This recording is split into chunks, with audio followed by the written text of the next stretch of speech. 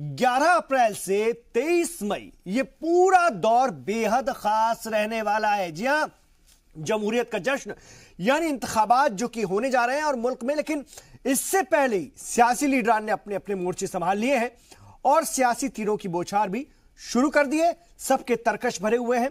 अवाम इस सियासी जंग की गवाह भी है और फैसला भी उसे ही करना है। हमारे साथ जो खास मेहमान है, आइए उनका तारुफ करवा दूं। मेरे साथ इस वक्त अशोक ठाकुर जी स्टूडियो में तशरीफ फरमा है। भारतीय जनता पार्टी के लीडर हैं और डायरेक्टर हैं नाफेड के। सर खैर मकदम है आपका। मेरे साथ राघवेंद्र दुबे जी भी स्टूडियो में तशरीफ फरमा है, समाजवादी पार्टी के लीडर हैं और शिवाजी सरकार जी को भी हमने अपने साथ जोड़ा है सियासी तज्जियाकार के तौर पर। सर खैर मकदम है आपका। और अकुश श्रीवास्तव जी भी इस वक्त हमारे साथ स्टूडियो में है, सीनियर सहाफी हैं और एडिटर हैं नवोदय टाइम्स पंजाब केसरी के। तो आइए उनसे बात करते हैं तमाम लोगों से। चलिए इन बयानों पर ही सबसे पहले शुरुआत करते हैं और 2-2 मिनट में आप तमाम लोगों को अपनी बात शुरू में आज के इस मुद्दे पर, आज के इन बयानों पर रखना है और जिस तरह की सियासत हो रही है उस पर रखना है। मैं सबसे पहले सियासी लीडरों का रुख कर लेता हूं, फिर अपने सियासी तज्जियाकारों की तरफ आऊंगा। भारतीय जनता पार्टी का रुख करते हैं। अशोक ठाकुर जी, अभी भी सवाल है बीजेपी पर कई निशाने एक साथ अपोजिशन जमातों के जरिए, क्या खाएंगे? देखिए, सामने हमारे चुनाव है और ये लाजमी है कि अपोजिशन पार्टियां भी सवाल उठाएंगी जी, और हम अपोजिशन के हर उस सवाल का जवाब देने को भी तैयार हैं और उसका स्वागत भी करते हैं जो जायज है। लेकिन मुझे ये लगता है कि हम इस देश के वासी होने के नाते, चाहे वो किसी राजनीतिक पार्टी के हों, जब विषय देश के ऊपर आता है या देश का मुद्दा है या देश की सुरक्षा से जुड़ा हुआ मामला है या अंतर्राष्ट्रीय स्तर पर कूटनीति जो हमारी है उससे जुड़ा हुआ विषय है जी, उस पर मुझे लगता है कि सभी को सावधानी बरतनी चाहिए। आप जैसे एयर स्ट्राइक पर आप सवाल उठाकर कहीं ना कहीं आप सेना को कटघरे में खड़ा कर रहे हैं। कहीं ना कहीं पाकिस्तान जो चाहता है कि वो इस बात को नकारे कि वहां पर आतंकवादी थे, क्योंकि वो स्वीकार कर ही नहीं सकता कि मेरी धरती पर आतंकवादी है, मरने के बाद भी स्वीकार नहीं करेगा। और आप देखिए कि वो उस जगह पर किसी को जाने भी नहीं दे रहा है। तो ये इसका मतलब ये है कि अगर पाकिस्तान को लगता है कि वहां पर कुछ नहीं हुआ था, कोई मरा नहीं है या कुछ नहीं हुआ है, तो पाकिस्तान उसको खुला छोड़ देता, अंतर्राष्ट्रीय मीडिया जाता वहां और देख लेता, लेकिन वो नहीं जाने दे रहा है। इसका मतलब वहां पर जो भारत ने आक्रमण किया है, वहां पर स्ट्राइक करी है। नहीं, सीताराम येचुरी कहते हैं कि बालाकोट पर सियासत अगर किसी ने शुरू किया था तो वो भारतीय जनता पार्टी, बीजेपी ने इसकी शुरुआत की। देखिए, मैं एक बात कह रहा हूं कि जब कोई अच्छा काम करता है तो क्या अपने अच्छे काम को भी बताएगा नहीं? क्या इसमें राजनीति कहां से आ गई? किसी ने इनके हाथ तो नहीं बांधे थे पिछले 30-40 1971 के बाद जो है जी। पहली बार हमारी एयर स्ट्राइक, हमारी जो एयरफोर्स है उसने सीमा क्रॉस करके हमला किया वहां पर। तो आतंकवाद तो 71 से चला आ रहा है, ठीक है। तो किसने रोका? किसने इनके हाथ बांधे थे? ये कुछ खुद तो कर नहीं सकते, खुद तो चिड़िया नहीं मार सकते। लेकिन अगर अब हमारी सेना को हमने खुला हाथ दिया है और उन्होंने उस पर अपना पराक्रम दिखाया, उन्होंने बहादुरी दिखाई और दुश्मन के क्षेत्र में गए नहीं बल्कि सफलता पूर्वक ऑपरेशन करने के बाद सकुशल लौट भी आए। तो ये, और दुश्मन ने जब यहां पर कोशिश भी करी तो उनका जहाज मार गिराया। तो मेरा कहना है कि ना दुश्मन को सर उठाने दिया और खुद सीमा में जाकर हमला किया, इससे बड़ी सफलता मुझे क्या लगता है? ठीक है। और अंतर्राष्ट्रीय मंच पर देखिए, एक भी देश ने हमारे इस कार्रवाई के खिलाफ जो एक शब्द नहीं बोला। तो मुझे लगता है इसका स्वागत करना चाहिए देश को। ठीक है, राजनीतिक रूप से। राघवेंद्र दुबे जी, आप लोगों के साथ दिक्कत यह है, अपोजिशन के साथ दिक्कत यह है, जितना समझ में आता है कि सीधे तौर पर मोदी की एयर स्ट्राइक से जो है विपक्ष परेशान है, हलाकान है और हार दिखने लगी है। तो कहीं आयोग पर प्रहार करो, कहीं एयर स्ट्राइक को मुद्दा बनाओ। क्या है, किस तरह का तजब्जुब है, किस तरह का कंफ्यूजन है जो आप लोग क्रिएट कर चुके हैं, या आप लोगों को लगता है क्या है? जरा हमें भी समझाइए। कोई बिल्कुल भी कंफ्यूजन किसी भी तरीके से नहीं है। अगर किसी को डर है तो उस सरकार को, वर्तमान सरकार को है, क्योंकि उन्होंने जो वादा किया था जनता से वो पूरा नहीं किया। और एयर स्ट्राइक पर सही मायने में अगर किसी ने राजनीति की है तो बीजेपी। आपने देखा होगा कि 44 जवानों के शहीद होने के बावजूद भी जिस तरीके से मोदी जी फोटो खिंचवा रहे हैं। उसके अलावा मैं बता दूं, मनोज तिवारी जो अभी बाइक रैली हुई थी उसमें सेना की ड्रेस पहन करके जिस तरीके से उन्होंने सेना का अपमान किया, वो काम किया। लेकिन जब 44 जवान हमारे शहीद होते पुलवामा में, तब उनको आपने देखा तो उस दिन गाना गा रहे हैं, चाहे अमित शाह हो, योगी जी हो, और उन्होंने लगातार अपनी सभाएं की। इसके बावजूद आपने देखा कर्नाटक के पूर्व मुख्यमंत्री येदियुरप्पा कहते हैं कि एयर स्ट्राइक से इतना फायदा हो जाएगा, 28 में से 22 सीटें कर्नाटक में हमें मिल जाएंगी अब। और इनके पंड्या जो इनके प्रवक्ता हैं गुजरात के, वो भी कहते हैं कि जो ये माहौल बना है इसका वोटों में तब्दील करो, अपने कार्यकर्ताओं से कह रहे हैं। इस तरीके की बात नहीं, तो मेरा तो सवाल ये ना राघवेंद्र जी कि मोदी की एयर स्ट्राइक का मारा है विपक्ष, आप लोगों के पास इसकी काट नहीं है क्या? बिल्कुल भी नहीं। तो बस सवाल करो, सवाल उठाओ, सवाल देखिए। और बीजेपी का तो यह इल्जाम है कि राहुल गांधी की खामोश शय पे, कांग्रेस सदस्य की खामोश शय पर तमाम सियासी जमातें इस तरह के काम कर रही हैं। देखिए इस तरह के इल्जाम लगा रही हैं। उठाने का काम तो यही कर रहे हैं। जिस तरह का साक्षी महाराज एक शहीद के शववाहन पर खड़े होकर के अगर मुस्कुराएंगे, अभिवादन करेंगे जनता का, तो सवाल किस पे उठेगा? सतपाल जी इनके मंत्री हैं, अगर गाजियाबाद में जाकर के वहां ठाके लगाते हैं, इसके बाद जूता पहन के वहां अगर शहीद के पार्थिव शरीर के पास बैठ जाते हैं, तो फारूक अब्दुल्ला साहब इस बयान को कैसे देखेंगे कि एयर स्ट्राइक इलेक्शन के लिए की गई थी, शुक्र है कि पायलट सही सलामत घर लौट आया। देखिए मैं इन चीजों में नहीं बिल्कुल जाना चाहता हूं कि कोई भी नहीं, सब आप लोग साथ हैं, किसी न किसी सूरत में साथ हैं। साथ इसका क्या मतलब है कि कोई तो फिर बताइए ना, उनके इस बयान को कैसे देखेंगे? ये पूछना चाहते हैं, सेना ने पहले भी बहादुरी करी है, सेना ने पाकिस्तान को 2 भागों में बांट करके 91,000 सैनिक बांध के ले आए थे। जो वो इंदिरा गांधी, तो अगर वो 56 इंच का सीना इनका है तो एयर स्ट्राइक वो बड़ा है, इसका मतलब सेना का मनोबल न कड़ा। ये बीजेपी के लोग ये ना कहें। ठीक है, आपने भी छोड़े हैं, आपने नहीं छोड़े अभी। ठीक है, ये मुद्दा बनेगा, कहीं ना कहीं ये मुद्दा है, कहीं ना कहीं एयर स्ट्राइक मुद्दा है, विपक्ष के लिए मुद्दा है, और उसको लेकर के वो आवाम के बीच जा रहा है। बार बार इस तरह के बयान आ रहे हैं। तो इसे विकास का मुद्दा बनाएगी, क्योंकि इन्होंने जो घोषणा की थी कि 2 करोड़ युवाओं को हर साल नौकरी देंगे, हम पूछेंगे 10 करोड़ नौकरी कहां है, हम ये भी पूछेंगे कि 1 करोड़ 10 लाख। ठीक है, मैं आ रहा हूं, मैं और भी मुद्दों के साथ आ रहा हूं आपके पास राघवेंद्र जी। अक्कू श्रीवास्तव जी कैसे देखते हैं? हर रोज के नए बयानों को ये सिलसिला तो जारी रहेगा और एक से बढ़कर एक बातें आएंगी। अपोजिशन क्या किसी कंफ्यूजन में है, तजब्जुब में है, आपको लगता है? देखिए, ये पूरा चुनाव, मैं पिछले 40 सालों से लगभग चुनाव देख रहा हूं और बहुत सारे लोकसभा विधानसभा के चुनाव देख चुका हूं। ये चुनाव अपने आप में एक अलग किस्म का चुनाव होगा, और जिसमें अब एयर स्ट्राइक के पहले तक ये माना जाता था कि कभी कोई दांव खेलेगा, कभी कोई दांव खेलेगा, और ऊपर ऊंच नीच की चीजें जलती जाती रहेंगी। जैसे कि आपने देखा कि सरकार ने बहुत सारे वायदे किए, बहुत सारे काम गिनाए, और वो लगातार प्रक्रिया चलती जा रही थी। लेकिन जब पुलवामा का हमला हुआ, फिर उसके बाद एयर स्ट्राइक हुई, और उसके बाद अभिनंदन की जो रिहाई जिस तरीके से हुई, उससे पूरी चीजें बदलती हुई नजर आ रही हैं। और अब विपक्ष को भी ये लग रहा है कि कहीं ऐसा ना हो कि मामला गड़बड़ा जाए, तो वो पूरा का पूरा उसके जो शौर्य है, सेना के शौर्य पर सवाल उठाए जाने लगे। और ये आम तौर पर सेना के शौर्य पर सवाल उठाना किसी को पच नहीं रहा है, लेकिन क्योंकि कुछ बात नहीं होने पर यह बात की जा रही है, तो ये किया जा रहा है। तो सेना के शौर्य पर सवाल उठाने से जो बहुत आपत्तिजनक चीजें हुई, और उसके बाद विपक्ष फिर बैकफुट पे आया और फिर उसने दूसरे मुद्दे उठाने शुरू किए। तो तय है कि मुद्दे उठेंगे, लेकिन इन मुद्दों के साथ साथ जो सेना की कार्रवाई पर सवाल उठाना है वो लोगों को नहीं समझ में आ रहा है। हाँ, और मुद्दों पर अगर वो कंसंट्रेट करेंगे तो शायद आगे बढ़ सकते हैं, लेकिन अगर इसी मुद्दे पर उन्होंने अपनी कार्रवाई जारी रखी, अपनी गतिविधियां जारी रखी, तो शायद उनको दिक्कत होगी आने वाले चुनाव में। और ये मोदी सरकार, ये ध्यान रखना होगा, मोदी और अमित शाह का जो कॉम्बिनेशन और एनडीए का जो कॉम्बिनेशन है, वो बहुत एग्रेशन में विश्वास रख रहा है। तो अभी इनके एग्रेशन की बारी है। खासतौर से इन्होंने जो गलती का एक कदम उठा दिया सेना पर सवाल उठा करके, उसके बाद जब वो काउंटर करना शुरू करेंगे तो दिक्कत होगी। और एक इसको रोचक लड़ाई तो नहीं कह सकते, लेकिन ये कहीं किसी हद तक शर्मनाक स्थिति तक पर जाती हुई दिख रही है। बिल्कुल, कुछ भी आगे नया देखने को मिल सकता है, कुछ हटकर देखने को मिल सकता है, कुछ ज्यादा देखने को मिल सकता है, कुछ मर्यादा या सीमा से बाहर भी सुनने को देखने को मिल सकता है। यह होगा आगे आने वाले दिनों में, क्योंकि चुनाव है, इलेक्शन है। मैं शिवाजी सरकार साहब की तरफ आना चाहता हूं। एक एक चीज पकड़ी जा रही है।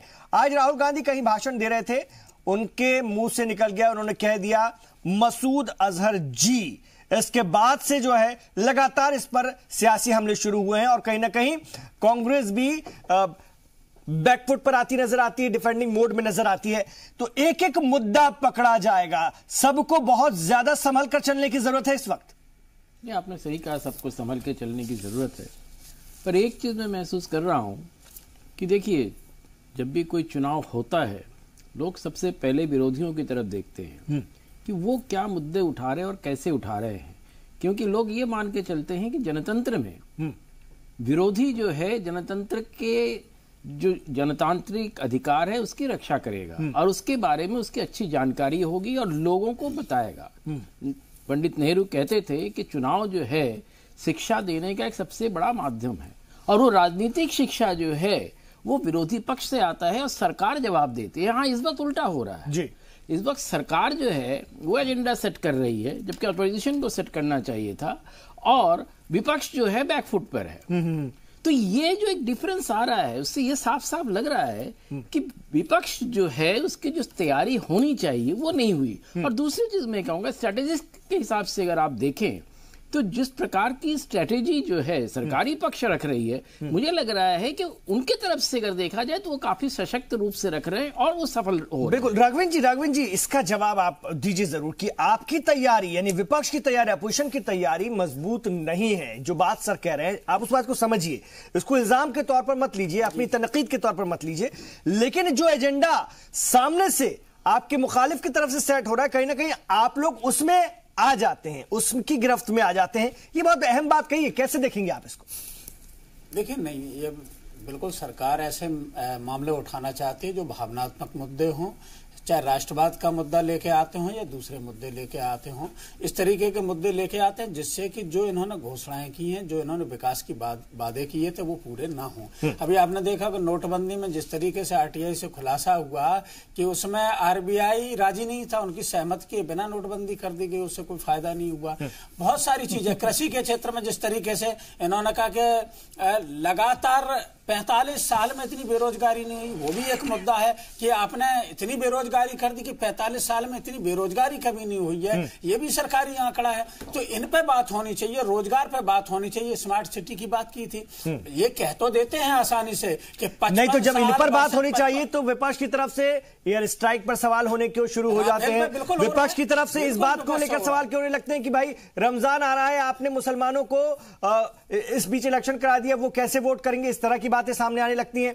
तो कहीं ना कहीं कोई डर या खौफ तो है ना, या आप उन मुद्दों पर क्यों नहीं स्टैंड है, आप कायम क्यों नहीं है? मैं तो कह रहा हूं कि चुनाव पहले भी हुए प्रधानमंत्री जी में इसलिए है कि ये बहुत सारे सवाल बनते, बहुत नैरेटिव भी बना दिया कि मोदी वर्सेस साल, 42 पार्टियों में तो प्रधानमंत्री जी टिके हुए हैं, 42 पार्टियों का समर्थन है। लेकिन अगर हमने 3 पार्टियों ने वहां पे कर दिया तो यही लोग प्रधानमंत्री जी कह रहे हैं महामिलावट। महामिलावट किसे कहते हैं? जिसमें ज्यादा लोग मिले हो, महामिलावट तो उधर है।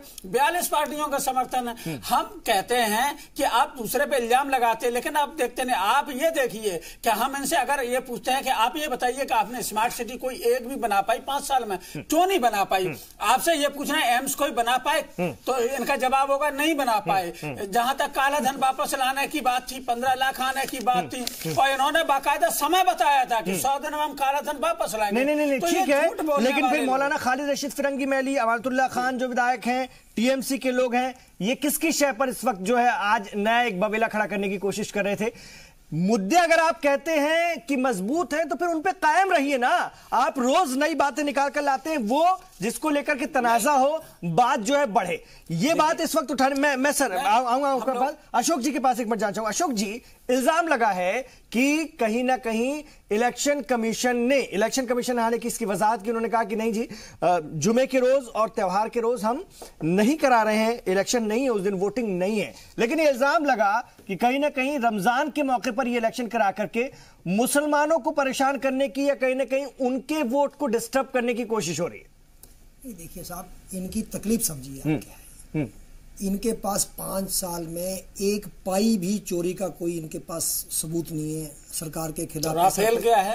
अरे रुक जाइए, आप नहीं, आप मैं काउंटर कर रहा हूं, काउंटर तो तब ले लेंगे, आपका काउंटर ले लेंगे, मैं उसका जवाब भी दे दूंगा। फोटोकॉपी हुई, ठीक है। इनके पास एक पैसे का नहीं है, ठीक है जी।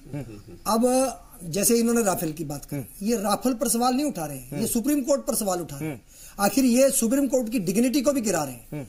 जब एक निर्णय सुप्रीम कोर्ट से आ गया, उसके बाद बार बार उस पर सवाल उठाना, ये मुझे लगता है सुप्रीम कोर्ट के ऊपर सवाल उठाकर जो है उसकी डिग्निटी गिराने जैसा है। तो उन्होंने याचिका स्वीकार क्यों कर ली? हाँ करिए ना जी, हम कब ना दे रहे हैं आपको, अभी भी खुली छूट है। आपने वो दस्तावेज नहीं रखे। मैं कह रहा हूँ आपको किसने रोका याचिका जाने से? आप जाइए ना, दस्तावेज रोक कौन रहा है? वही रिपोर्ट छाप दी था हिंदू ने, आपके जो अटॉर्नी जनरल है उन्होंने कहा कि मैं उन लोगों के खिलाफ FIR दर्ज कराऊंगा, फिर वो बाद में पलट गए, पहले कहा कि चोरी हो गई। एक चीज छाप दी, आपकी चोरी साबित हो गई है। एक मिनट, विकास के मुद्दे पर ये कुछ बात नहीं कर सकते, क्योंकि डेवलपमेंट जिस तरह से हुआ पिछले 5 वर्षों में और जिस तरह से विकास की नहीं, उनको तो ऐतराज है, उनको ऐतराज है अशोक जी, वो सवाल उठा रहे हैं कि एक प्रोजेक्ट बताइए। आप सुन लीजिए, एक प्रोजेक्ट अरे सुन लीजिए, जितने हमने शौचालय बनाए उतने तो आप लिख नहीं सकते 5 साल में, अपने लिख नहीं सकते, आप गिनती नहीं कर सकते, आप छोड़िए, आप उसकी बात बताइए। जितने हमने गरीबों के लिए घर बनाए उतने आपने 70 साल में बनाए हो तो बताइए। मैं कह रहा हूं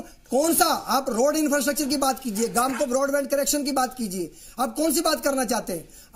अगर देश के अंदर डेवलपमेंट की आज अगर बात करें हम, तो मुझे लगता है, और ये इस बात का सबूत है कि 11 में से 6ठी सबसे बड़ी अर्थव्यवस्था बनना और दुनिया में सबसे तेज गति से विकास करना, और वो भी नोटबंदी और GST जैसे कड़े फैसले लेने के बाद 65 लाख कंपनियों के बजाय आज 1 करोड़ 20 लाख कंपनियां रजिस्टर्ड होती हैं, 3.5 करोड़ जो टैक्स पेयर्स जो है वो 7 करोड़ हो जाते हैं। ये हमारे फैसलों का प्रभाव है। आज अर्थव्यवस्था मजबूत होकर निकली है और सारी दुनिया उसको स्वीकार कर रही है। मेरा कहना, आंतरिक सुरक्षा हो, बाह्य सुरक्षा हो, अंतर्राष्ट्रीय कूटनीति हो, हर मोर्चे पर सरकार की जो सफलता सामने नजर आती है और इसके कारण ये करने पड़े। और देखिए, आप, मैं एक बात कहता हूं आपको, मतलब विपक्ष का जो हाल ये है, एक राष्ट्रीय अध्यक्ष सड़क छाप उठाई गिरे की तरह जो है, झूठ पे झूठ, झूठ पे झूठ, झूठ पे झूठ। अरे कुछ तो लाइए, एक दिन तो अपने एलिगेशन, राफेल की बात करता हूं मैं, कभी वो फ्रांस के प्रधानमंत्री का नाम लेते हैं, वो डिनाई कर देते हैं, उसके बाद किसी सरकारी अधिकारी का नाम लेते हैं, वो डिनाई कर देते हैं, उसके बाद एक वीडियो टेप उठा लेते हैं, वो डिनाई कर देते हैं, फिर हमारे तो सरकारी दस्तावेज सुनिए एक मिनट, पेपर में सरकारी दस्तावेज छप रहे हैं, एक परिकर जो है फाइल से डिफेंस मिनिस्टर से मिलने जाते हैं, झूठ, एक तो जबरदस्ती उसके घर में घुस जाते हैं, फिर बाहर आकर कहते हैं कि उन्होंने ये स्टेटमेंट दी। ये कौन सा तरीका है, मुझे ये समझ में नहीं आया। एक सभ्य समाज में इस तरह की हरकत करने वाला, ओछी हरकत करने वाला कोई राष्ट्रीय पार्टी का अध्यक्ष हो सकता है? ये अपनी कल्पना से भी परे। जी, मैं आपके पास आऊंगा कुशवास्तव जी। आपने कहा कंफ्यूज है विपक्ष, क्या वाकई स्ट्रांग मुद्दों की कमी है? जो राघवेंद्र जी कह रहे हैं कि कुछ हुआ ही नहीं है, कुछ हुआ ही नहीं, यही अपने आप में बहुत बड़ा मुद्दा है, ऐसा है क्या? नहीं, ऐसा तो देखिए नहीं कह सकते कि आप कुछ नहीं हुआ। कुछ नहीं हुआ होता तो आज देश का गरीब जिस हालत में था, जैसे कि अभी हमारे भाजपा के प्रवक्ता ने कहा है, लेकिन उतने बड़े मात्रा में, जितना बड़े मात्रा में काम होना चाहिए वो शायद हो सकता है, उसमें आप सवाल उठा सकते हैं, लेकिन नियत पे सवाल नहीं उठा पा रहे हैं कि शौचालय का निर्माण हुआ, गरीबों के लिए काम हुआ, उनको बहुत सारे किसानों को लेकर के कार्ड दिए गए, लेकिन जितने, ये आप कह सकते हैं कि नौकरियां जितनी दी जानी चाहिए, नौकरियों का जितना वायदा किया जाना चाहिए वो नहीं किया। आप बेरोजगारी को क्यों नहीं बड़ा मुद्दा बनाते हैं? वो नहीं बना रहे हैं आप मुद्दे वो बना रहे हैं जो संवेदनशील हो सकते हैं। आप देश की सुरक्षा का मुद्दा बना दे रहे हैं, आप जो है दूसरे और मुद्दे रमजान के लेकर के मुद्दा बना दे रहे हैं। अब रमजान का मुद्दा कहां से कौन सा मुद्दा है? देश में जब भी चुनाव हुए तो लगभग इसी के आसपास होते रहे और रमजान के महीने में होते रहे। और इसका देखिए, 2 पक्ष अजीबो गरीब चले। कुछ नेताओं ने मुसलमानों का, अल्पसंख्यकों का एक पक्ष लेने के लिए सिर्फ जो है उसको एक मुद्दा बना दिया, और अपनी संजय सिंह से लेकर के और बाकी और नेताओं ने उसको, इवन राहुल गांधी के ने भी उस पर कर दिया कि साहब कहते हैं देखना पड़ेगा। लेकिन दूसरी तरफ ओवैसी ऐसे आदमी जिनको और ज्यादा कट्टर माना जाता है, वो कह रहे नहीं नहीं कोई बात नहीं, बहुत अच्छा है, बहुत बढ़िया किया और इसको, इसमें हम लोग और ज्यादा वोट डालेंगे। तो वो एक जो तार्किक जब बात करते हैं तो लोग उसको समझ जाते हैं कि कौन सा ये पॉलिटिकल मुद्दा है और जो मुद्दा भी जबरदस्ती का बनाया हुआ है। और जब अगर आप दूसरे बड़े मुद्दे उठाएं, राफेल का मुद्दा उठाइए, लेकिन एक लॉजिकल एंड तो ले जाइए। हो क्या रहा है, राफेल का मुद्दा उठाया जाता है और फिर भी नारे छोड़ दिया जाता है, उसमें कोई अंत तक नहीं जा पाता। यही तजब्जुब, यही कंफ्यूजन है जो आप कह रहे हैं। और यही वजह है राफेल चिल्लाने के बाद भी अभी भी मोदी की कमीज पर कोई दाग बहुत बड़ा पब्लिक नहीं मान रही है। जब मानेगी, जब सिद्ध हो जाएगा तो बात दूसरी, लेकिन अभी कोई आम जनता उसको स्वीकार करने को तैयार तैयार नहीं है। ये बहुत एक बड़ा सवाल है और इस पर मैं बात करूंगा राघवेंद्र जी से भी, हमारे और भी मेहमानों से। AK वाजपेयी साहब भी हमारे साथ जुड़ गए हैं, कौमी तर्जुमान है लोक जनशक्ति पार्टी के, उनसे भी बात करेंगे। इस वक्त हमारे साथ है AK वाजपेयी साहब। बात निकलकर अभी तक ये आ रही है कि अपोजिशन मुद्दा विहीन सा हो गया है, कहीं ना कहीं उन्हीं मुद्दों पर आक्रामक वो दिखता है जो कहीं ना कहीं ऊपर से सामने से सेट किए जा रहे हैं, उनके अपने कोई मुद्दे नहीं निकल कर आ रहे हैं। अब चाहे एयर स्ट्राइक पर सवाल उठाने जैसी बातें रही हो, वो बार बार हो रही हैं, या और कोई नया मुद्दा हर रोज निकलकर सामने आ जाता है। ऐसे में क्या आपको वाकई लगता है कि अपोजिशन मुद्दा विहीन है? नहीं, मुद्दे तो वो बनाना चाह रहे हैं, मुद्दे बनाना चाह रहे हैं, लेकिन वो भूल कर रहे हैं कि मुद्दा कौन सा बनना चाहिए, कौन सा नहीं बनना चाहिए। अब जैसे राफेल का एग्जाम्पल लीजिए, राफेल का मुद्दा बनाने की कोशिश की उन्होंने, लेकिन जब उसमें कुछ है ही नहीं और सुप्रीम कोर्ट जब मोहर लगा देगा तो उसके बाद भी आप चौकीदार को आगे से एड्रेस करेंगे तो ये तो गलत बयानबाजी है। फिर दूसरा आइए आतंकवाद पे आइए। लड़ाई चल रही है हमारी आतंकवाद से, पाकिस्तान से आतंकी हमला कर रहे हैं, उनको हम कंट्रोल करने की कोशिश कर रहे हैं और पहली बार किसी प्रधानमंत्री ने अंदर घुस के पाकिस्तान को मारा है और आप उस पर सबूत मांगते हैं।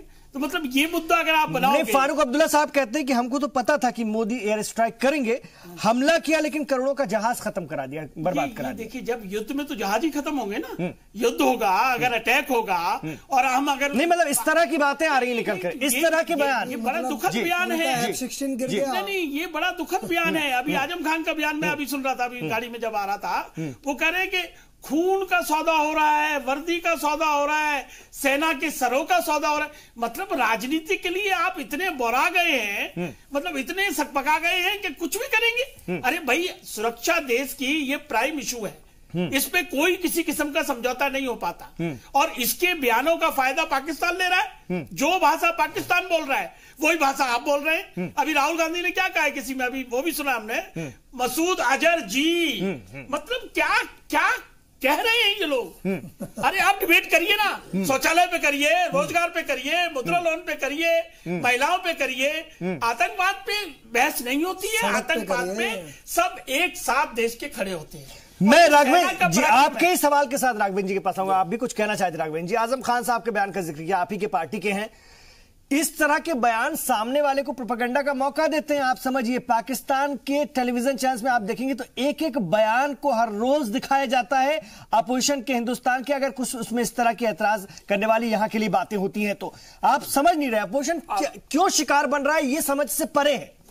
देखिए, अपोजिशन के जो भी अपोजिशन अगर कुछ बोलता है, जैसे आजम खान साहब ने बोला, इनका दूसरा नैरेटिव उसका सेट कर दिया, तो फिर साफ बोलिए ना। के सौर पर किसी को कोई आपत्ति नहीं, लेकिन ये आपत्ति होती है जब प्रधानमंत्री जी शुरू में राजस्थान में पहुंचते हैं और पीछे शहीदों की फोटो लगा करके और चुनाव में वोट मांगते हैं, तो आपत्ति तो होगी। जब प्रधानमंत्री इस तरीके की बात अगले दिन जाकर के, और आप लोगों ने उत्तर प्रदेश में जिनके साथ समझौता किया, उन्होंने तो अपनी प्रतिमाएं, अपनी मूर्तियां लगा दी थी। हमने वो समाजवाद का चेहरा भी देखा जब हथौड़ा लेकर के उन प्रतिमाओं को तोड़ते समाजवादी पार्टी के कार्यकर्ता नजर आते थे। आज आप उनके साथ हैं, तो वो भी तो देखिए आप। नहीं, तो हम उनके साथ, हम देशद्रोही पार्टी के साथ थोड़े ही हैं। जैसे जिस तरीके से बीजेपी ने, आपने देखा जम्मू कश्मीर में राष्ट्रवाद की दुहाई दे रहे हैं। ये क्या कर रहे हैं? अरे लिमिट्स क्रॉस कर रहे हैं। पाकिस्तान देशद्रोही कैसे कह दोगे? देशद्रोही इसलिए कि जो आतंकियों, अरे छोड़िए करो भाई, अरे महबूबा मुफ्ती को आपको शर्म आने, अफजल गुरु को जो शहीद बताते हो, पाकिस्तान परस्ती हो, उस पार्टी को आप क्या कहेंगे? आपने उसके साथ गठबंधन इसलिए कर लिया कि आपको सत्ता का सुख चाहिए था। तो ये वही लोग हैं, राष्ट्रवाद एक तरफ, दूसरा एक तरफ राष्ट्रवाद हो। उस कांग्रेस ने, सुनिए जी, सुनिए राघवेंद्र जी, कांग्रेस ने भी महबूबा मुफ्ती के साथ गठबंधन किया था और उसी कांग्रेस के साथ आपने उत्तर प्रदेश में भी गठबंधन कर चुके हैं। 44 जवान शहीद किया था आपने। अरे मंच पे गाना गाते हैं, किस तरीके के लोग हैं ये अगर राष्ट्रवाद की परिभाषा यही करते हैं, सियासत, वो कहते हैं कि ये जो सियासत किस तरीके से की जाती है बता दिया, येदियुरप्पा को बता दिया किस तरीके से कहते हैं 28 में से 22 सीट मिल जाएंगी इन कुर्बानी की, तो वो सही तो कह रहे हैं। इसमें गलत क्या क्या है? तो ये लोग, सही बात तो ये है कि राजनीति अगर कोई कर रहा है सेना की शहादत पर, तो यही लोग हैं जो सेना की शहादत पर वोटों की फसल पैदा करना चाहते हैं। लेकिन आपने भी तो राजनीतिक माहौल नहीं बनाया। मैं उत्तर प्रदेश में आपकी बात करता हूँ, आप सुनिए ना, आप मायावती के साथ, समाजवादी पार्टी मायावती के साथ हो गई इस बार, ठीक है जी जी। मुझे ये समझ में नहीं आता कि आपकी जो पार्टी है, जो विपक्ष की कांग्रेस समाजवादी पार्टी है, इनको पाकिस्तान में चुनाव लड़ना है या हिंदुस्तान में लड़ना है, ये तो समझा दो हमें। हमें तो ऐसा लग रहा है कि पाकिस्तान की पार्लियामेंट के चुनाव लड़ना चाहते हैं। अगर इस बात में सबसे पहले तो जब यूपीए सरकार थी इस तरीके का हमला हुआ था, मुख्यमंत्री नरेंद्र मोदी थे, सबसे पहले पाकिस्तानी उनका कोशिश करो। सबसे पहले बताओ, अगर नरेंद्र मोदी अगर राष्ट्रद्रोही है तो विपक्षी पार्टी भी राष्ट्रद्रोही है प्रश्न पूछने के लिए। ठीक है, लेकिन आपने होना चाहिए उत्तर प्रदेश की बात, अच्छा उत्तर प्रदेश की बात राघवेंद्र जी बताइए, किस तैयारी के साथ आप हैं? आपका समाजवादी पार्टी और बहुजन समाज पार्टी का गठबंधन है, कांग्रेस को आप लोग लगने नहीं दे रहे हैं, कांग्रेस अपने हिसाब से लड़ रही है, मुद्दे आपके पास उत्तर प्रदेश में भी बहुत बड़े खास नहीं है, वहां पर भी ऐसा लग रहा है कि कहीं ना कहीं आप लोग कुछ कमजोर हैं। मैं इसलिए बात कर रहा हूं कि कोई ऐसी बड़ी तैयारी तो दिख ही नहीं रही है, ना कोई ऐसे बड़े बयान आ रहे हैं, जो भी आ रहे हैं वो इसी तरह के बयान आ रहे हैं। ऐसा तो इन बयानों से क्या उत्तर प्रदेश जीत पाएंगे आप लोग? देखिए ऐसा है, जो विद्यार्थी पढ़ता नहीं है ना पूरे साल, वो पन्ना जल्दी पलटता परीक्षा के समय, और जो पढ़ा लिखा होता है ना वो आराम से कॉन्फिडेंस से आगे जाता है। और निश्चित रूप से पार्टी जो इनका नारा है ना 74+, मैंने कहा इसे मैथ ठीक करिए, 7+4 11 हो जाएगा, और 9 2 11 होने की नौबत इनकी उत्तर प्रदेश है और पूरे देश से भी है। मेरे पास मुद्दे भी हैं, मुद्दे इसलिए हैं कि हम पूछेंगे कि किसानों की आमदनी दोगुनी करने की बात करने वाली पार्टी क्या 3 साल होने के बावजूद क्या किसानों तो ये मुद्दे कहां हैं? ये मुद्दे तो आप लोगों की तरफ से बयानों में या कहीं नहीं दिख रहे हैं। ये तो आपको इसलिए नहीं, 11 अप्रैल को पहला फेज है। मैंने शुरू में ही कहा कि रोज हमें ऐसी बातें सुनाई देंगी, लेकिन मूल कहीं इन बयानों में हमारा सवाल भी है, इस बयानबाजी में हमारे मूल मुद्दे जो है, हमारी जिंदगी की जरूरतों के मुद्दे जिसको अपोजिशन को उठाना चाहिए, वो कहीं खो ना जाए, वो तो वाकई खोते नजर आ रहे हैं।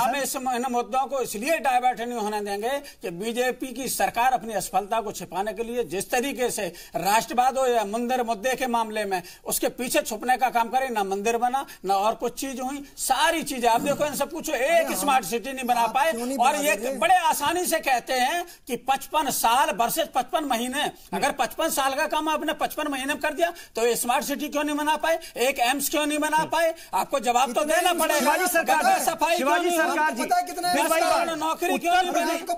अरे कोई भी तैयार नहीं है श्रीमान जी, एक भी तैयार नहीं है, एक भी तैयार नहीं है। इस तरीके के बाद 45 साल में सबसे ज्यादा बेरोजगारी आपके काम में मिली। एक चीज और बता देता हूँ, 2009 से लेकर के 2013 तक, 2009 से 2013 तक जो कृषि क्षेत्र में मजदूरी करने वाले थे उनका विकास दर जो 17.4 था वो अब घट करके 3.8 हो गया। ये है इनकी उपलब्धि के कृषि क्षेत्र में किस तरीके से आगे बढ़ रहे हैं, तो ये वही है। अरे सुन लीजिए, ठीक है, जीडीपी शिवाजी सरकार में आपके पास 5.9 से बेरोजगार नहीं, इतने मुद्दे हैं शिवाजी सरकार जी, 7.2 हो गए। इतने मुद्दे हैं तो ये मुद्दे सामने क्यों नहीं आ रहे हैं? जो बात निकल कर आ रही है, क्या वाकई अपोजिशन की तैयारी नहीं, आप भी ये मानते हैं क्या, या बिखरा हुआ है? अगर मुद्दे हैं, जेन्युइनली मुद्दे हैं, गंभीरता के साथ, संजीदगी के साथ मुद्दे हैं, तो वो तो बरकरार उस पर रहना चाहिए ना, उस पर मुस्तैद रहना चाहिए। कहीं ना कहीं वो भटक जाता है अपोजिशन, कहीं ना कहीं अपोजिशन बिखरा हुआ है, ये है क्या? शिवाजी सरकार जी, मैं आ रहा हूं सर आपके पास जी। नहीं, आप जो कह रहे हैं बिल्कुल गलत नहीं है। अपोजिशन जो है, जिस भी नेता का नाम ले लीजिए, पूरब से ले लीजिए, पश्चिम से ले लीजिए, या उत्तर प्रदेश और बिहार जहां से भी ले लीजिए, उनके पास वो स्ट्रेटेजी नहीं है जिसके जरिए जो भी कुछ बीजेपी कह रही है उसको काउंटर कर सके।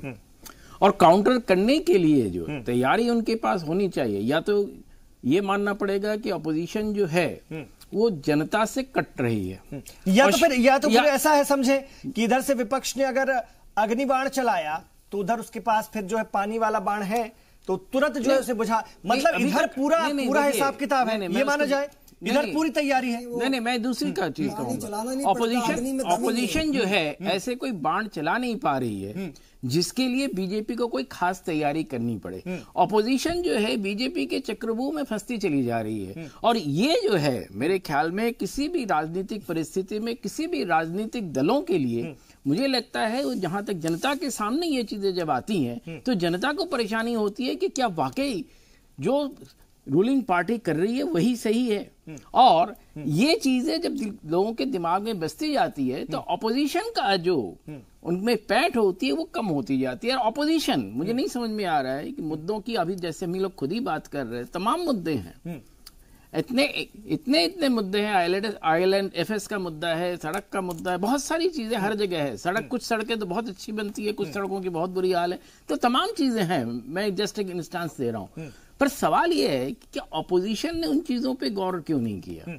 ऑपोजिशन अगर कह रही है कि शिक्षा के क्षेत्र में कुछ नहीं या तो प्रमाण के साथ लाए ना, कहे ना कि शिक्षा तैयारी के साथ आइए। तैयारी के साथ ऑपोजिशन जो है। और दूसरी चीज, अगर बीजेपी को ऑपोजिशन वाकई घेरना चाहती है तो उसको नए मुद्दे लेके आने पड़ेंगे, और उस नए मुद्दे में नया चक्रव्यूह तैयार करके तभी उसके सामने बीजेपी आ सकती है। अगर नहीं आती है तो आज जिस चक्रव्यूह में ये फंस गई है तो उस चक्रव्यूह से इनका निकलना मुश्किल है। फिर कहीं ना कहीं अंकुश श्रीवास्तव जी, एकता का अभाव भी है क्या? एक ना होना भी, हालांकि विपक्ष है, अलग अलग तो रहेंगे ही, सबके अपने अपने सिद्धांत हैं, अपनी अपनी सोच है, अपने अपने इलाके हैं, लेकिन कुछ एकता तो होनी पड़ेगी। अगर सामने इतनी बड़ी ताकत है जिससे आपको मुकाबला करना है, जैसा कि आपको लगता है, तो वो विपक्षी एकता भी जरूरी है जो नहीं दिख रही है, या वाकई है?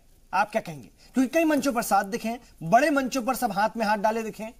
आप याद कीजिए, जब पिछली बार कर्नाटक का चुनाव हुआ था और कुमारस्वामी जब सरकार बना रहे थे, तो ऐसा लगा कि सचमुच एक बड़ा मंच सामने आ रहा है, बड़ी फोटो सामने आ रही है, विपक्ष के कई नेता सामने आ रहे हैं। उसमें मायावती भी थी, अखिलेश भी थे, चंद्रबाबू नायडू भी थे, केजरीवाल भी थे, ममता भी थे, तो लगा बहुत सारी बड़ी तस्वीर आ रही है।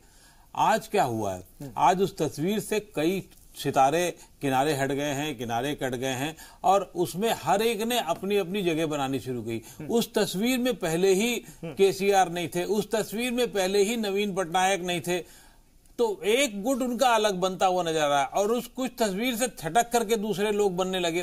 तो तस्वीर बनी थी वही धीरे धीरे छटकती चली गई। लेकिन अभी भी ये बहुत बड़ी बात थी कि विपक्ष, उत्तर प्रदेश जहां से सरकार बनती है, केंद्र की सरकार बनती है, वहां से एक बड़े तरीके से दो बड़े गुट सामने हो गए और साथ लड़ने की बात होने लगी। लेकिन अब उसमें भी अंदरूनी खेल होने लगे।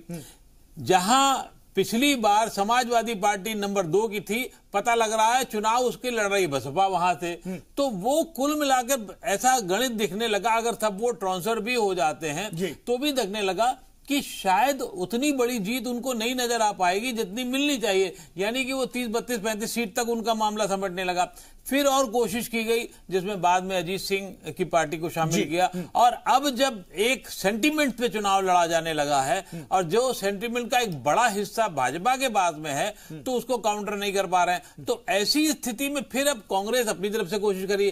कांग्रेस को बड़ी दुविधा है। कांग्रेस के साथ दुविधा ये है कि वो ये उसको ये अंदाजा ही नहीं लगा पा रही है कि वो 2019 का चुनाव लड़ना चाहती है कि 2024 का लड़ना चाहती है, 24 की तैयारी में रहना चाहती है या दिल्ली में 2020 का चुनाव लड़ना चाहती है। 19 के लड़ने के लिए दिल्ली में वो सोचती है कि नई सीटों का तालमेल कर ले, लेकिन जब शीला दीक्षित याद दिलाती है कि अगर 20 में अभी तालमेल कर लिया तो 20 में केजरीवाल जी आपको कितनी सीटें देंगे विधानसभा में, तो वो डर होता है। उसी तरीके तो 19 में कांग्रेस को लगता है पूरे देश में हम बहुत कम सीटें ले पाएंगे, तो बाद में आगे की तैयारी कहते हैं। आप लोग एनडीए का हिस्सा हैं, जैसा कि समझ में आता है कि अभी भी विपक्ष मुद्दा विहीन है या पूरी तैयारी के साथ नहीं है, एनडीए के लिए ये हालात कितना बड़ा फायदा है, या कहीं आप लोग ओवर कॉन्फिडेंस में तो नहीं है? नहीं देखिए सर, मैं आ रहा हूं सर, आपके पास नहीं देखिए ऐसा है, हम बिल्कुल ओवर कॉन्फिडेंस में नहीं है, और हमारे पास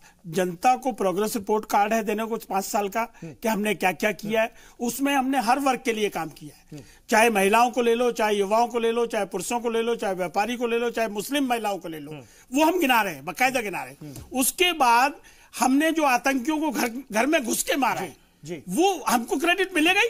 1971 की वार में क्या हुआ था, इंदिरा गांधी को क्रेडिट मिला, कोई देना चाहे या न देना चाहे उससे नहीं चलेगा, लेकिन देश की जो मास है, जो जनता है, वो पूरी तरीके से मोदी जी के साथ खड़ी है, और वो इसलिए खड़ी है कि यही हम, इसी के हाथों में देश सुरक्षित है। तो एक ये माहौल बना है जिसका हमको बेनिफिट मिलेगा।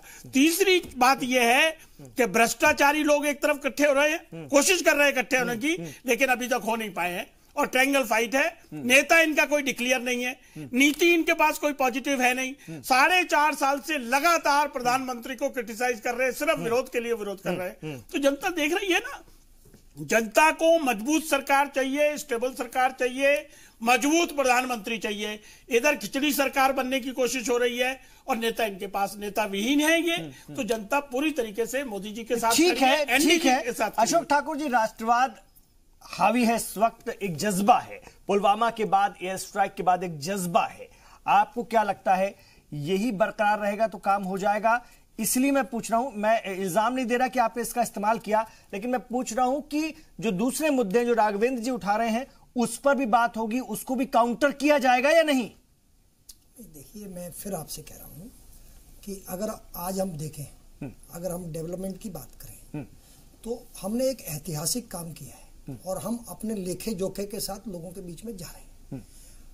अगर हम 22 करोड़ लोगों को हमने सीधा सीधा बेनिफिट पहुंचाए और ये पहली बार सरकार के पास डेटा के साथ, वो तो नकार रहे हैं, वो तो नकार रहे हैं। उनके नकारने से क्या होता है? फर्जी है, हम गांव, झूठ बात है सब। सुन लीजिए मेरी बात सुनो। हम गांव का एड्रेस, नाम के साथ एड्रेस देंगे, इस व्यक्ति को घर मिला, इस व्यक्ति को चूल्हा मिला, इस व्यक्ति के घर में शौचालय बना, इसका घर सड़क से जुड़ा, इस गरीब को जो, मतलब आप एक एक योजना की बात करें, इसको मुद्रा लोन मिला, अगर कहें तो हम नाम, पता, एड्रेस के साथ पूरा 22 करोड़ लोगों का डेटा दे सकते हैं आपको। और हमारे कार्यकर्ताओं के पास जो है ना जी, वो जो लाभार्थी हैं जिनको फायदा हुआ है, उन सबके पास हमारे कार्यकर्ता जाकर संपर्क कर रहे हैं। हम अंडर एस्टिमेट नहीं कर रहे हैं आज हम किसी भी परिस्थिति में, लेकिन हमारा कार्यकर्ता एकजुट होकर मेहनत कर रहा है। एक बात, हमारी ताकत है हमारा कार्यकर्ता, पहली बात। दूसरी बात, हमारे सामने लोग कौन है? हम एक लोकतांत्रिक पार्टी है, सामने परिवारवाद शहंशाह लोग हैं। आप राहुल गांधी को देखिए, गांधी परिवार, आप अखिलेश को देखिए, मुलायम परिवार, आप तेजस्वी को देखिए, लालू परिवार, सारे परिवारों का गठबंधन है। तो वो परिवार, अब लड़ाई देश के अंदर ये है कि केवल वंशवाद और परिवारवाद से देश चलेगा या लोकतंत्र से? लेकिन क्या ये मुद्दा हुआ है? हो पा रहा है? ये मुद्दा तो हो नहीं पा रहा है। तीसरी बात, देश इसको मुद्दा तो आप भी नहीं बना सकते। आपके यहाँ भी कई परिवार चल रहे हैं। देखिए, ऐसा कोई परिवार नहीं हमारे यहाँ। अरे पार्टी के अंदर तो है ना। हाँ, कोई बात नहीं, मेरी बात सुनिए।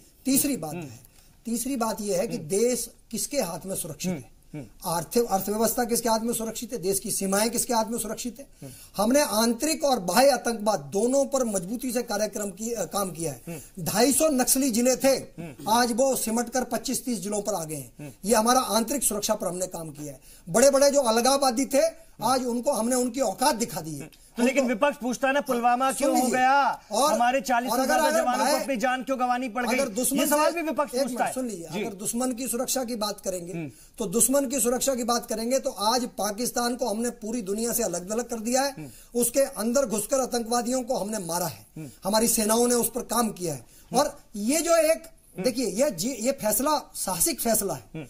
और अगर कोई व्यक्ति इतना साहस दिखाता है, इतना बड़ा, आप देखिए कि हमारे जहाज वहां तक गए, 80 किलोमीटर तक अंदर गए और स्ट्राइक करके आए और तीनों टारगेट अचीव करके आए। और अगर वो पायलट हमारा पीछा करते हुए, फारूक अब्दुल्ला तो कहते हैं कि अच्छा हुआ पायलट इज्जत से लौट आया। साहब, इज्जत से नहीं, आपने अपना जहाज दे दिया। इज्जत से नहीं, एक जहाज आपका गया। इज्जत से नहीं, ये इल्जाम है फारूक अब्दुल्ला साहब। पाकिस्तान का प्रधानमंत्री खुद उसको छोड़ने के लिए आगे बढ़े।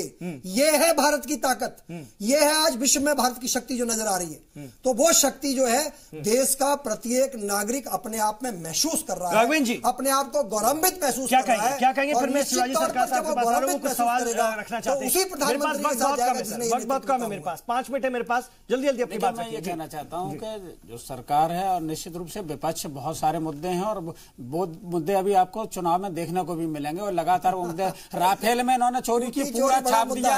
द हिंदू में पूरा एक बिल्कुल चीज छपी है। जिस तरीके से प्रधानमंत्री उसमें इंटरेस्ट ले रहे थे, जिस तरीके से मुकेश अनिल अंबानी को 30,000 करोड़ का ठेका दे दिया गया, पूरे ये उसमें संलिप्त है। और जिस तरीके से अटॉर्नी जनरल करे चोरी हो गई और बाद में कह दिया प्रोजेक्ट ही नहीं है। अरे सुन लीजिए, अरे सुनिए, वो महंगा और है, महंगा है आपका ये सौदा, महंगा है सौदा, छाप लिया। अब आप जवाब क्यों नहीं दे रहे हैं? जवाब दीजिए। व्यापम घोटाला है, बहुत सारे घोटाले।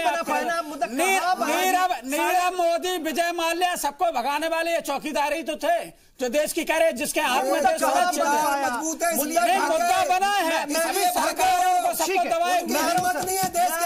बिहार में गड्ढे खोदे रह गए, शौचालय भी नहीं बना पाए, शौचालय भी नहीं बना पाए, तो जेल में होते उनको बनाने वाला शौचालय नहीं बना पाए, हम पकड़ कर लाएंगे उनको। अरे आप क्या पकड़ कर आओगे? 5 साल में पकड़ के नहीं ला पाए, बस छाती पीटते रहो, कुछ नहीं कर पाए।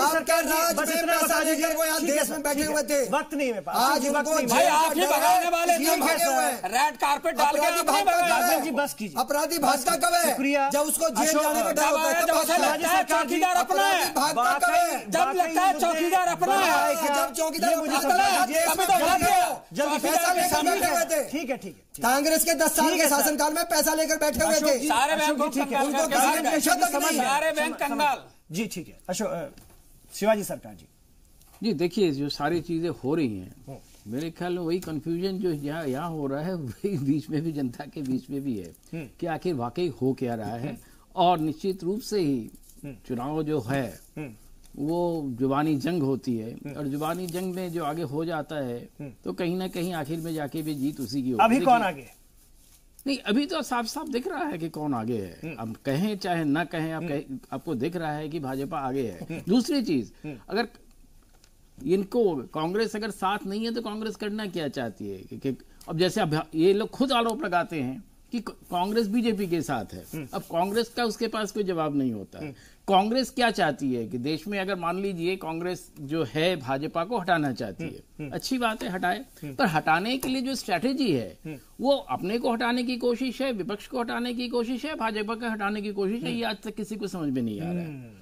तो ये सारी चीजें जो हैं, बहुत सारे गैप्स हैं यहाँ, तो वो गैप्स जो है कैसे फिलअप होंगे? तो अपोजिशन जो है, मुझे लगता है अभी भी कोई तैयारी उनकी नहीं है। और भाजपा ने जो पूरे 1 साल से पूरी तैयारी की हुई है, बूथ बूथ तक जो वो पहुंचे हुए हैं, क्या अपोजिशन के पास वो ताकत है? देखिए, वोटर जो है आसानी से बूथ पे नहीं जाता है, उसको निकालने की ताकत चाहिए होती है। और वो ताकत जिस पार्टी में होती है, मान लीजिए 10 वोटर को आप निकाल के ले जाते हैं तो 6 से 8 आदमी आपको वोट देता है, 2 आदमी तब भी हो सकता है ना दे। पर ये निकालने की जो ताकत है, वोटर को इलेक्शन बूथ तक पहुंचाने का, पोलिंग काउंटर तक पहुंचाने का जो काम है, ये बहुत बड़ी चीज होती है। और ये काम जो है निश्चित रूप से भाजपा ने बहुत ऑर्गेनाइज तरीके से किया हुआ है। और उस ऑर्गेनाइजेशन को किस तरह से ऑपोजिशन तोड़ेगी? अगर वो नहीं तोड़ सकती सर, लेकिन ये भी तो देखना होगा ना कि 3 राज्यों के इलेक्शन में जिस तरह की कामयाबी कांग्रेस को मिली, अपोजिशन को कामयाबी मिली, वो भी तो उनके भी बूथ मैनेजमेंट का एक उसका जवाब मेरे पास है। मैं बिल्कुल उसका जवाब मेरे पास है। देखिए, 3 राज्यों में जो सिचुएशन थी और पुलवामा के बाद जो सिचुएशन है उसमें बहुत फर्क आया है। वो जो इमोशनल कोटिएंट जो है वो जिस तरह से बढ़ा है, तो उसका फायदा वर्तमान में जैसे सभी को देखने को मिलता है, वो जो है निश्चित रूप से ही रूलिंग कंबाइन को जाती है। मैं दूसरी चीज पूछ रहा हूं, आज एक चीज जो है जिस पर ऑपोजिशन जो है उसको समझ नहीं पाई शायद। प्रशांत जी ने नीतीश के बारे में कहा कि नीतीश जी को चुनाव लड़ने, भाजपा के साथ आने से पहले उनको रिजाइन करके दोबारा चुनाव लड़ना चाहिए था। अब ये एक बहुत बड़ा मुद्दा है। देखिए, राजनीतिक मुद्दे के हिसाब से अगर देखें तो एक बहुत बड़ा मुद्दा है, पर इस मुद्दे का जो है विपक्ष के पास कोई जवाब नहीं है, ना विपक्ष इस प्रश्न को उठा रही है। ठीक है।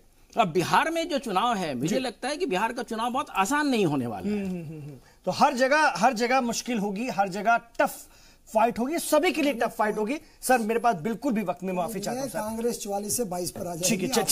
ठीक है सर, ये आपका आकलन हो सकता है। अब देखना होगा आगे आने वाले दिनों में, नहीं है, रिजल्ट बताएंगे। ठीक है सर, आगे आने वाले दिनों में किस तरह के और बयानात हमें देखने को मिलते हैं, कैसे अपोजिशन सत्ता पक्ष घेरता है और कैसे सत्ता पक्ष अपोजिशन के लिए कांटे तैयार करता है, ये देखना दिलचस्प होगा। बहुत शुक्रिया आप तमाम मेहमानों को इस चर्चा में हिस्सा लेने के लिए।